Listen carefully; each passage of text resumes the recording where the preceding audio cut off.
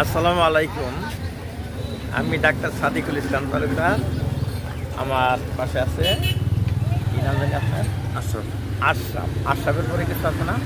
মোহাম্মদ আশরাফ হচ্ছে খুব ভালো একজন কন্টেন্ট ক্রিয়েটর ফেসবুকে। তার এত সুন্দর সুন্দর ছবি আমি দেখি, মুগ্ধ হয়ে যায়। এই অত্র এলাকার যত যত ভালো ভালো দৃশ্য আছে সেগুলো সে মোবাইলে ধারণ করে এবং এটি তার ফেসবুক পেজে পোস্ট করে। ফেসবুক পেজের নামটা কি জানো? আশরাফ ব্লগ। এত সুন্দর সুন্দর ছবি দেয়, আমি মুগ্ধ হয়ে দেখি।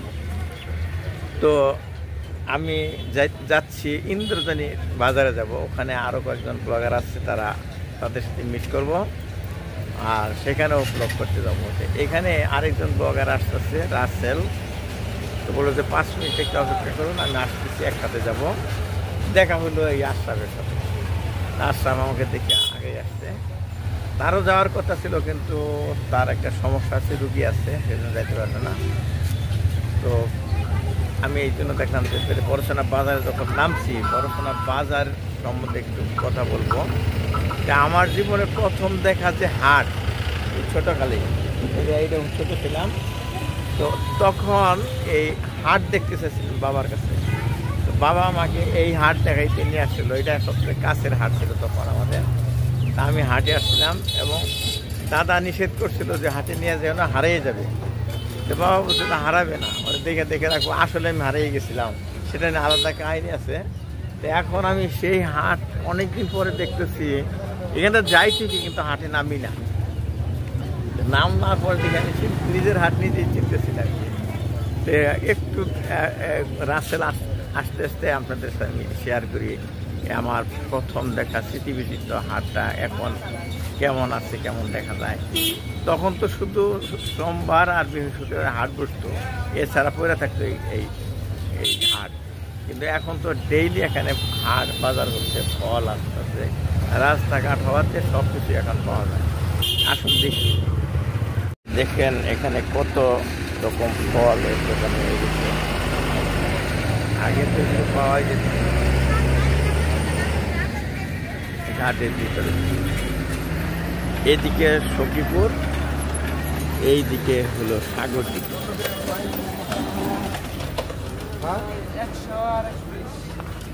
100 টাকা কেজি, 120 টাকা কেজি চাইতেছে দাম।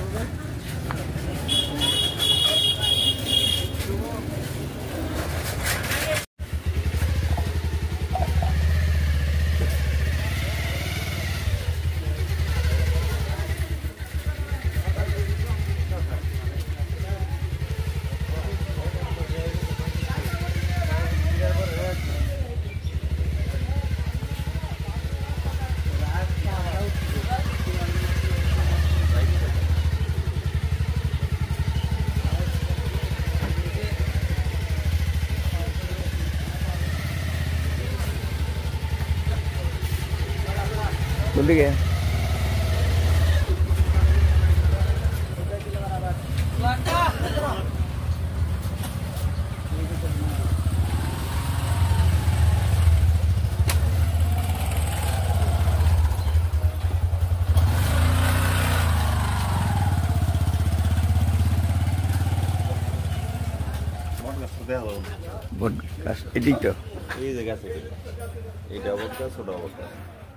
এই যে দেখেন একটা বট গাছ আছে, যে এই বট গাছই বড়সোনা বাজারের প্রথম বট গাছ।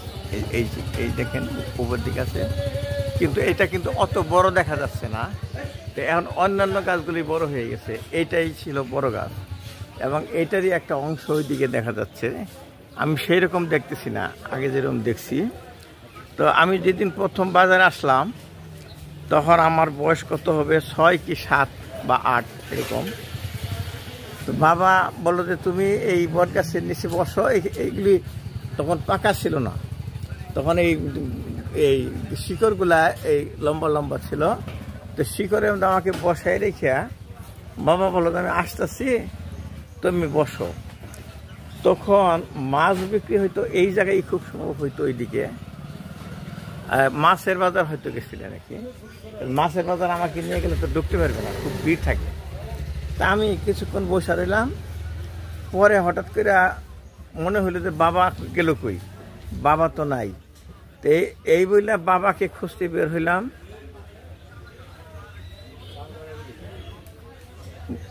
আমি এখানে বসাছিলাম, এই দিকে আমি হাঁটতে হাঁটতে বের হইলাম।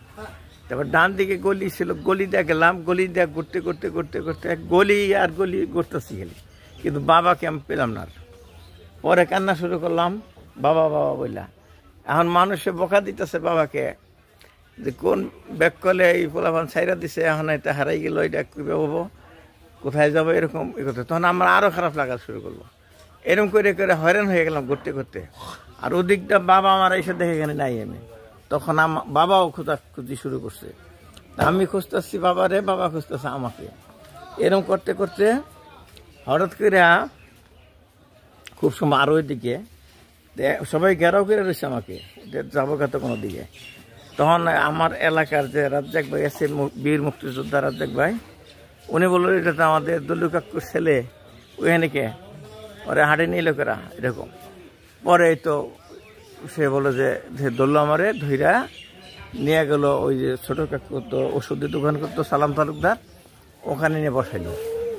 তারপরে বসাই সাইরা তারপরে ওই বাবাও খুঁজতে খুঁজতে এসে তো ওই ওষুধের দোকানই বসছে, যে আমি আছি ওখানে। এই কাহিনী আর কি। তার মানে আজকে দিক দিয়ে যাইতেছি ইন্দ্রজনী হাটে, ওখানে যাই একটা ব্লগ করব, বন্ধুরা আছে ওখানে। তো এইখানে আবার আরেকজনে বললো যে একটু থামবেন, আমি আসতেছি। দেখলাম যে থামলামই যখন, তাহলে বট গাছটা দেখে যাই। এখন দেখি সেই বট গাছটা আগের মতো নাই, চেনাই যাচ্ছে না, এবং এই দিক দিয়ে দোকানপাটও অন্যরকম হয়ে গেছে। তো পানের দোকান, বড় বড় পানের দোকান হয়েছে। তখন লেটার দেওয়া পান বেচতো, এর মধ্যে বসে আমরা পান নিতাম মার জন্য, অল্প কয়েকটা করে পান নিতাম। পানের এই কি জানি কীভাবে কিনতাম, বিড়া হিসেবে না, তো বিড়া হিসেবে তো অনেক টাকা লাগতো। অল্প নিলে কয়টা করে তো ঘন্টা, 5 ঘন্টা 6 ঘন্টা করে কিনতাম, মার জন্য নিতাম। সুপারি কিনতাম, পাতা কিনতাম। পাতা না কিনলে মা বকা দিত যে পাতা আনস নাই, তুই কি আনছিস, এইরকম আর কি। আমাদের বাড়ি কোনটা? নন্দপুর না? এই যে এখানে ওই যে গুড় আছে, সবই আছে আগের মতোই, কিন্তু দোকানগুলো উন্নত হয়ে গেছে। তা আমার সাথী এসে গেছে, আমাকে খুঁজতেছে। আমি রোডের দিকে যাবো এখন। তা আজকে অল্পক্ষণ বড়সোনা বাজার, আমার স্মৃতি বিজড়িত প্রথম হাট, যেটা দেখা হাট, সেটা দেখে গেলাম। অনেকদিন পরে আসলাম। এই যে টাটকা শাকসবজি নিয়ে আসছে এলাকা থেকে, এগুলি কিন্তু একদম টাটকা। মরিচ,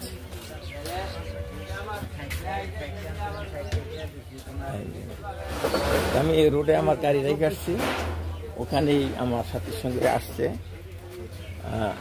ওদিকে যাচ্ছি। চলেন, এই সমস্ত বাজারে আসছে, শার্ট কিনতাম, হাওয়াই শার্ট কিনতাম, লুঙ্গি কিনতাম। এই সমস্ত বাজার এখন উন্নতি হয়ে গেছে। এখন